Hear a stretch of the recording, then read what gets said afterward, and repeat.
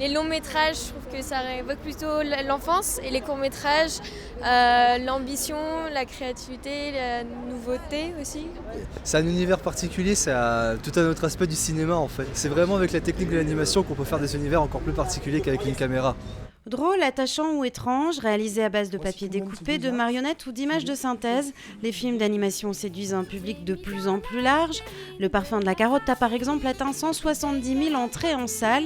Il a été réalisé dans la région comme près de 15% de la production française de dessins animés, car entre les écoles réputées pour l'excellence de leur formation et les entreprises renommées comme Ankama ou Planète Nemo, le Nord-Pas-de-Calais s'est forgé une solide réputation dans le domaine de l'animation. Dans le Nord-Pas-de-Calais, on a une grande tradition sur le graphisme, et la proximité avec la Belgique joue aussi. On a beaucoup de collaborations avec la Belgique. Il y a aussi une grande tradition dans l'image animée et l'image dessinée. Maintenant, il faut savoir que contrairement à la fiction et contrairement au documentaire, l'animation en France est beaucoup plus régionale. Ça tient en fait entre autres à ce qu'on a besoin de beaucoup d'espace parce que nos studios prennent de la place et que les loyers sont moins chers en région. La filière animation fait vivre 500 personnes dans le Nord-Pas-de-Calais. À l'exemple de Tchak, les Lillois ont assuré les décors et une partie de la direction artistique d'Avril et le Monde Truqué, d'après l'œuvre de Tardy.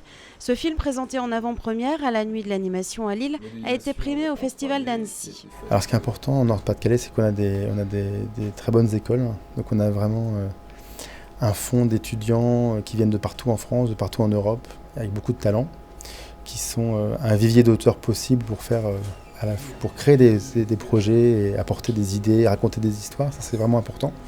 Et donc nous, on s'efforce de faire venir en région des beaux projets comme Le Monde Truqué, pour que les auteurs aient envie de rester et participer avec nous au dynamisme de la région et à l'évolution de la filière en fait. Faire évoluer la filière, c'est faire en sorte que les diplômés restent dans la région pour élargir le vivier de talents.